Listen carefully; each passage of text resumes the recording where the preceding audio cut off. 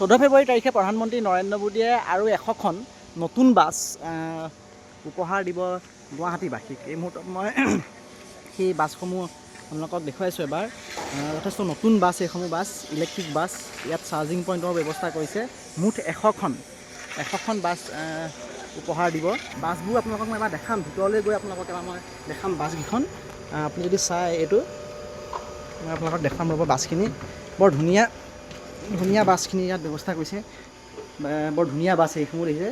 ইয়াত এইবিলাক Android device লগোৱা আছে। ইয়াত এইটো হ'ল আপোনাৰ ড্ৰাইভাৰ ছিট।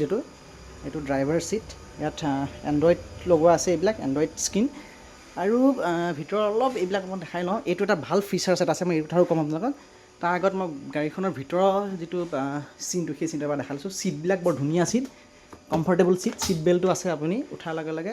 আৰু AC আছে, যিহেতু নতুন বা এই যিসমূহ বাছ, সেই বাছসমূহত AC থাকেই। এইবিলাকতো এইখনো আপোনাৰ বৰ সুন্দৰ ছিট। আৰু 4টা ছিট ৰিজাৰ্ভেশ্যন আছে লেডিজৰ কাৰণে। আপুনি যদি চাই এই 4টা ছিট, ইয়াৰ 4টা ছিট বহিছাম এইকেইটা ছিটকেইটা বঢ়িয়া, বৰ সুন্দৰ ছিট এইকেইটা। আৰু এবাৰ দেখাম, এটা ভাল ফিচাৰ্ছ এটা আছে এই বাছখনত। সেই ফিচাৰ্ছটো হ'ল এইটো, আপুনি দেখিছে এইটো। বাহিৰৰ পৰা যেতিয়া ফিজিকেলি হেণ্ডিকেপ লোকসকল ইয়াত উঠিবলৈ আহিব বাছখনত, তেতিয়া কি হ'ব, এই আপুনি যিখন দেখিছে এইখন বাহিৰৰ যিখন গেট আছে, গেটখন আপোনাক খুলি দিব আৰু এইখন তললৈ পৰি যাব, আপোনাৰ ফল্ডিং হৈ পৰি যাব। আৰু তাৰপিছত যিসকল ফিজিকেলি হেণ্ডিকেপ, সেই ফিজিকেলি হেণ্ডিকেপসকলক তাৰ পৰা উঠাই আনি তেওঁলোকে উঠিব পাৰিব, গাড়ীত উঠিব পাৰিব। নতুন এটা আৰু এটা ভাল বস্তু এটা ইয়াত এইটো এডজাষ্ট কৰিছে।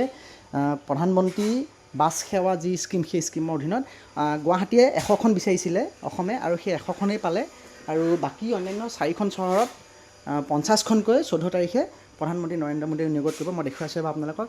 সুন্দৰ, এইবিলাক বৰ ধুনীয়া ইয়াত ব্যৱস্থা কৰিছে। এইবিলাক ধৰি ল'ব পাৰিব, যিহেতু এতিয়া গৰম দিন আহিছে। বিশেষকৈ AC গাড়ী এইখনত যথেষ্ট প্ৰয়োজন হয়। আৰু সেই গৰম দিনটোৰ কাৰণে এতিয়া এই যিখন বাছ, সেই বাছকেইখন আপুনি গুৱাহাটীত বৰ ধুনীয়াকৈ উঠিব পাৰিব। মই এইটো দেখালোঁ।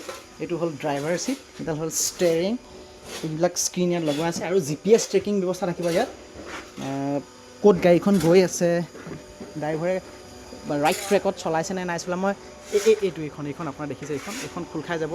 ফিজিকেলি যিসকল হেণ্ডিকেপ আছে, সেই হেণ্ডিকেপসকল ইয়াত ধুনীয়াকৈ উঠিব পাৰিব ইয়াৰেদি। এতিয়া ইনিচিয়েল ষ্টেজত গুৱাহাটীতে এইখন বাছ চলিব। আৰু এটা মই বস্তু দেখাই লওঁ আপোনালোকক, দেখিব ভাল লাগিব আপোনালোকৰ দেখি। এইটো হ'ল চাৰ্জিং পইণ্টটো। আপোনালোকে যদি চাই, এইটো চাৰ্জিং পইণ্ট। এইখিনি ইয়াত প্ৰায় 12টাকৈ চাৰ্জিং পইণ্ট ইয়াত আছে। আৰু এই চাৰ্জিং পইণ্টবিলাকেদি আপুনি গাড়ীবিলাকত চাৰ্জ কৰিব পাৰিব। মাত্ৰ 1-1.5 ঘণ্টাৰ ভিতৰতে গোটেই এই বাছসমূহ চাৰ্জ হৈ যায় বুলি তেওঁলোকে কৈছে। ইয়াত 12টাকৈ চাৰ্জিং পইণ্ট ইয়াত আছে। এই 12টা চাৰ্জিং পইণ্টে আপোনাক গাড়ীখন চাৰ্জ কৰিব পাৰিব। আৰু 200 কিলোমিটাৰমান চলাব পাৰে এবাৰ চাৰ্জ কৰাৰ লগে লগে। নিশ্চয় যথেষ্ট ভাল লাগিলে এই বাছখিনি। সেইফালেও মই দেখাই দিছোঁ এবাৰ। ইয়াৰ বাছখিনি দেখিছোঁ। এইখিনি 100খন বাছ এতিয়া ৰৈ আছে এনেকৈ গুৱাহাটীত। এই 100খন আকৌ নতুন বাছ চলিব এনেধৰণৰ। ভাল হ'ব, পলিউশ্যন ফ্ৰী গুৱাহাটীৰ কথা বিভিন্ন সময়ত চৰকাৰে কৈও থাকে। যিহেতু পলিউশ্যন ফ্ৰী গুৱাহাটী বনোৱাৰ ক্ষেত্ৰত এইটো এটা ডাঙৰ এটা গ্ৰীণ বুষ্টিং হ'ব।